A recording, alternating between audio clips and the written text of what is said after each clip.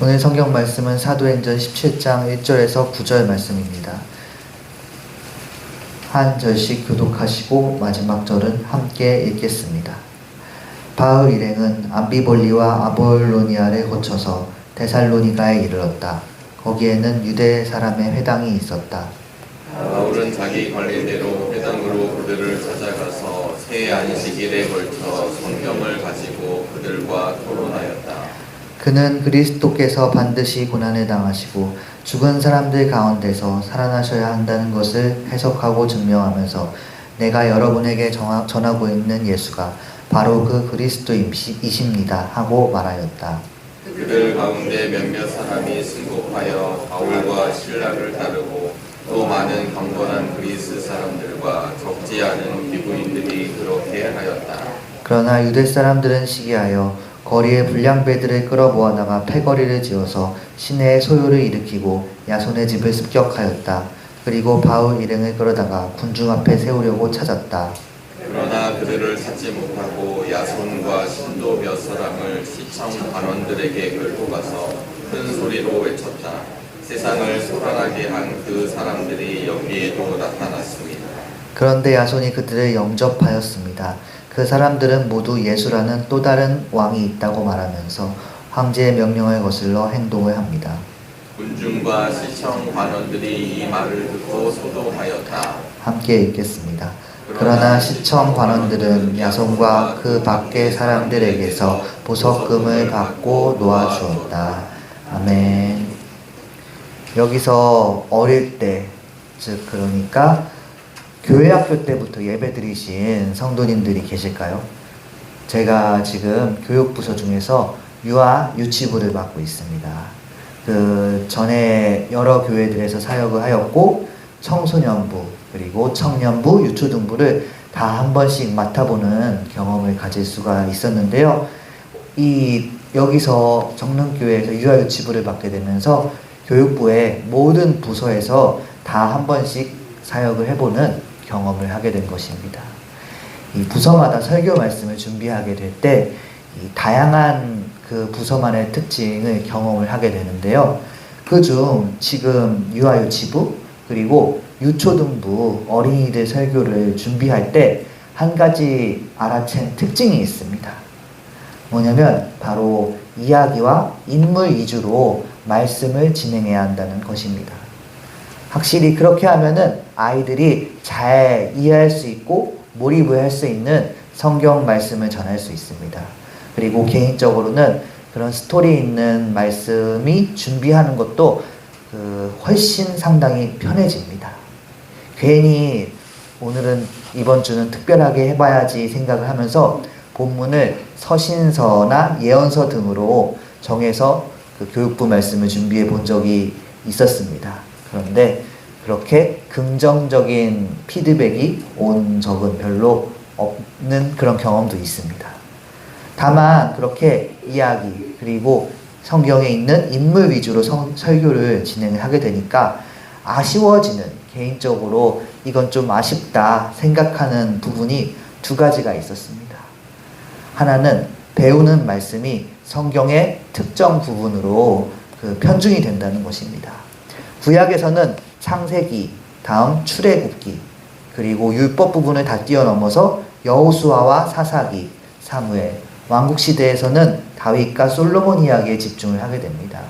그 외에 여유가 있다면 룻이나 다니엘, 욥, 에스더와 같은 인물들 말씀을 할 수도 있겠고, 신약에서는 복음서랑 사도행전을 중점적으로 가르치게 됩니다.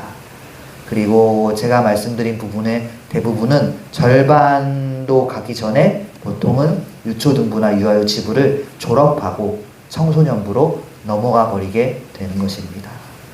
비록 이런 성경의 스토리 있는 말씀들이 사람들이 부담 없이 유명하고 또 즐겁게 읽을 수 있는 부분들이지만 성경의 한 10분의 1, 5분의 1 정도 되는 부분이라서 이 부분만 가르치게 되는 게 조금 아쉽다라는 생각을 하곤 합니다.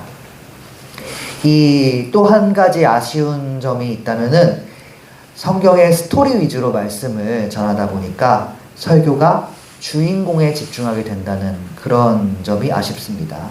성경에는 영웅이라고 할 수 있는 해당 그 성경에서 주인공이라고 할 만한 인물이 한 명씩 등장하곤 합니다.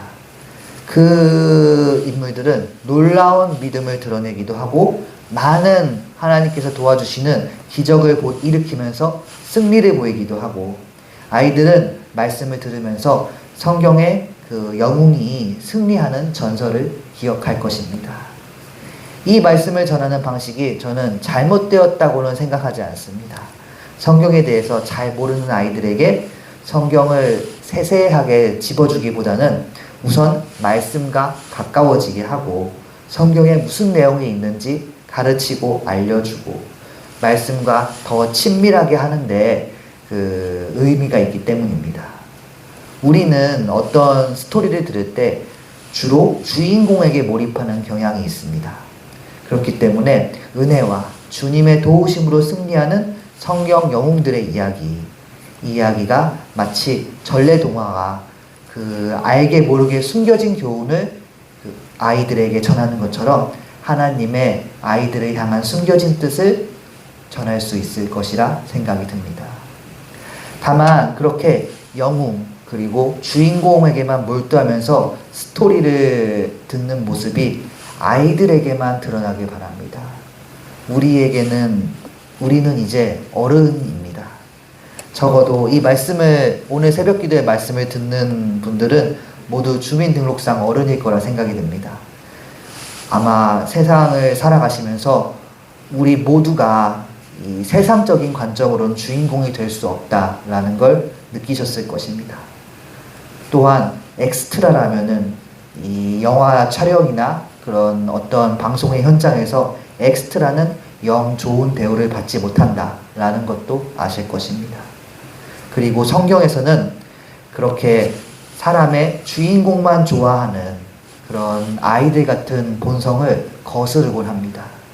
다시 말씀드리면 성경에서는 주역급으로 등장하는 인물에게만 은혜가 충만한 것이 아닙니다. 저기 구석에 아주 잠깐 혹은 한 줄 정도만 등장하는 아무도 주목하지 않는 엑스트라라도 주님의 은혜가 주인공에 비할 만큼 임하는 것입니다. 앞서 말씀드린 그런 점에서 오늘 말씀은 특별합니다.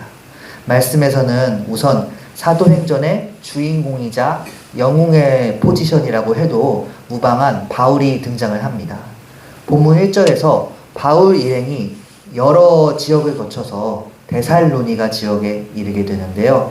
2절에서 보면 바울은 본인이 그 평소 하던 대로 회당을 찾아갔습니다. 그래서 유대인들과 함께 성경을 가지고 토론을 하고 예수님께서 바로 그리스도시다, 왕으로 기름 부음 받으신 우리의 구원자이심을 선포하면서 복음을 전합니다. 이에 받아들인 사람들이랑 많은 경건한 사람들이 그 복음을 전하는 바울과 실라를 따르는 역사가 일어나는 것입니다. 우리 본문 4절 말씀을 다시 한번 같이 읽어보겠습니다.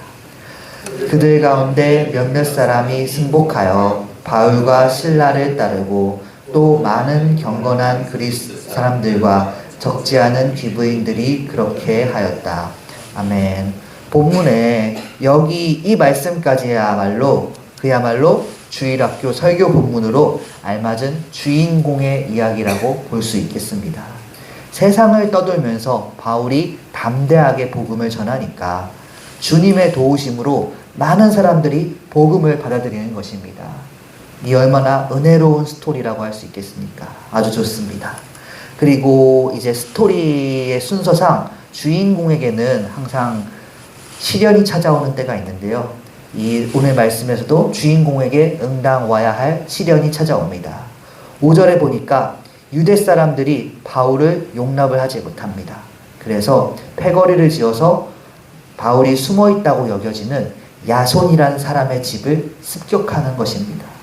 거기서 바울 일행을 끌어다가 군중 앞에 세우려 했습니다.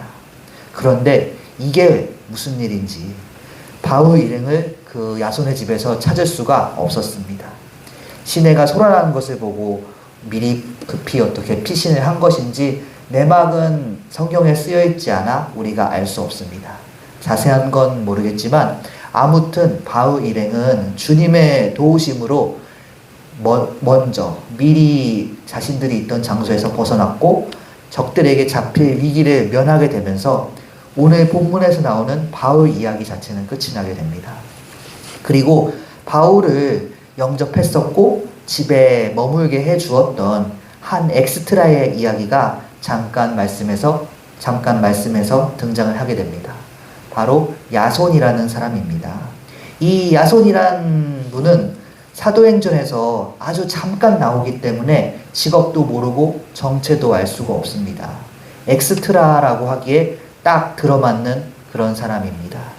확실한 건 무엇이냐면 바울이 전하는 복음을 받아들여서 예수님을 믿게 된 사람입니다. 위험 부담이 있음에도 바울 일행에게 자기의 집을 거처로 내어줄 만큼, 제공해줄 만큼 헌신적인 사람입니다. 6절에서 유대인들은 이 야손과 신도 몇 사람을 잡아다가 시청으로 끌고 가서 고발합니다. 이들이 세상을 소란케 했고 나라의 방식을 따르지 않는다는 것입니다. 하나님의 사람을 대접하는 일은 분명히 주님께서 기뻐하는 그런 일일 터인데 그로 인해서 오히려 곤란한 처지에 처하게 되었습니다. 결국 9절에서야 이 소동이 해결이 되는데 해결되는 방식을 보니까 참 엑스트라스럽다라고 저는 표현을 하고 싶었습니다. 감옥에 갇혀서 고난을 겪는다든지 그러다가 극적으로 주님의 도우심으로 벗어났다. 능력이 놀랍게 나타나서 그런 게 아니라 보시면 보석금을 내고 그냥 풀려납니다. 돈이 있으니까 보석금을 내고 풀려난다는 결말이 나온 것일 것입니다. 하지만 성경을 읽는 오늘날 입장에서 보면 극적인 게 없네 라는 그런 느낌을 지울 수가 없습니다. 혹자는 이 부분을 읽으면서 이 야손이란 분은 돈으로 문제를 해결했네 하면서 그냥 넘어가실 수도 있겠습니다. 위기에서 벗어나는 이 야손의 방식, 보석금으로 문제를 해결하는 방식은 확실히 성경을 읽는 우리가 기대하는 영웅의 방식은 아닙니다. 돈으로 사건을 해결한다. 너무나 현실적이고 평범한 방법 아니겠습니까? 그러나 우리는 이를 통해서 주님의 섭리의 은혜를 느낄 수가 있습니다. 어떻게 벌었는지는 모릅니다. 혹은 물려받은 것일 수도 있겠죠. 야손이 이렇게 재산이 꽤 있는 사람이었기 때문에 바울 일행을 자기의 집으로 모실 수 있었습니다. 예수님의 말씀을 전하는 사도의 거처를 마련하는 행동을 할 수 있었고 야손과 함께 또 여러 신도가 잡혀왔었는데 그들이 고난받지 않도록 보석금을 낼 수 있었던 것입니다. 야손은 주님께서 우리에게 부어주시는 수많은 달란트가 있는데 재산이라는 달란트를 주님을 위해서 사용하였습니다. 그렇게 자신이 할 수 있는 방식으로 이 일뿐만이 아니라 계속해서 헌신하였을 것입니다. 근데 그렇게 헌신하는 동안에 어느덧 야손이란 이름이 성경의 한 부분에 이렇게 새겨졌습니다. 그리고 오늘날 우리에게까지 전해져 말씀 본문이 된 것입니다. 앞으로도 야손이란 이름은 성경에서 지워지지 않고 당연히 계속 있을 것입니다. 이 로마서 16장 21절에도 야손이라는 이름이 나옵니다.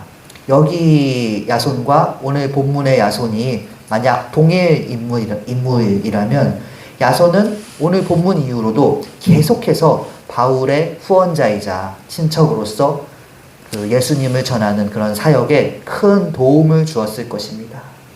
혹시 작년 전교인 수련회 때 했던 찬양 가사가 기억이 나실지 모르겠습니다. 제가 한번 읽어드리겠습니다. 이 세상 어딘가에 남이야 알던 말던 착한 일 하는 사람 있는 걸 생각하라. 야손은 이 찬양 가사대로 하였습니다. 아무도 기억하지 못하겠지만 하나님께서는 야손과 같이 뒤쪽에서 현실과 싸우면서 신앙을 지키고 헌신하는 사람들을 기억하신 것입니다. 그리고 주어진 달란트를 그것이 재산이든 무엇이든 은혜롭게 사용한 착하고 충성된 종이라고 말씀하시는 것입니다. 우리는 사람이기에 경중을 구별합니다. 주역과 조역을 나누며 살아갑니다. 근데 주님께서는 그 누구든지 어디에 있든지 하나의 영혼으로 보십니다. 그래서 그 한 명 한 명을 위해서 은혜를 베푸시고 헌신의 길을 열어주십니다. 겉으로 보이는 방식이 아니라 중심을 보는 주님이십니다. 우리가 어떤 봉사나 헌신을 했는데 만약 그걸 아무도 몰라준다면 주님께서 알아주시는 것입니다. 주님께서는 우리의 어떤 행동도 기도도 놓치지 않으십니다. 다 알고 계시고 은혜로 갚으시고 어쩌면 오늘 말씀의 야손처럼 성경에 짧게나마 기록되어 평생 남을 수도 있습니다. 우리가 주님께서 모든 걸 다 아신다 그 사실을 기억하면서 신앙생활 하시고 헌신하시길 바랍니다. 헌신할 때 주님께서 받으신다는 걸 아시고 헌신하시기 바랍니다. 하나님의 나라를 위해 우리 한 명 한 명에게 허락하신 달란트를 잘 활용하셔서 주님의 그 하늘나라에 기록되는 우리 되기를 간절히 소망합니다. 기도하시겠습니다. 모든 걸 다 아시는 주님, 세상은 주인공과 엑스트라, 주역과 단역을 나누지만 주님 안에서 우리는 모두 천하보다 귀한 한 영혼임을 믿습니다. 주님께서 우리와 세상의 섭리를 이끄시는 그 능력이 상상할 수 없이 놀라우며 우리 한 명 한 명을 통해 계획하시는 주님의 계획 너무나 놀랍습니다. 잠깐 등장하는 야손이라는 한 사람을 통해 주님의 뜻을 이루셨습니다. 이제 평범한 우리를 통해서 은혜로 역사하실 것을 믿습니다. 오늘은 금요 예배가 있는 날입니다. 말씀을 통해 주님께서 우리 한 명 한 명을 사랑하시고 우리 모두에게 은혜로 역사하심을 알게 하여 주시옵소서. 기도하며 나를 향한 주의 뜻을 확인하는 시간 되게 하여 주시옵소서. 모든 것에 감사드리며 살아계신 예수님의 이름으로 기도드렸습니다. 아멘. 하늘에 계신 우리 아버지여, 이름이 거룩히 여김을 받으시오며 나라가 임하시오며 뜻이 하늘에서 이루어진 것 같이 땅에서도 이루어지이다. 오늘 우리에게 일용할 양식을 주시옵고 우리가 우리에게 죄 지은 자를 사하여 준 것 같이 우리 죄를 사하여 주시옵고 우리를 시험에 들게 하지 마시옵고 다만 악에서 구하시옵소서. 나라와 권세와 영광이 아버지께 영원히 있사옵나이다. 아멘.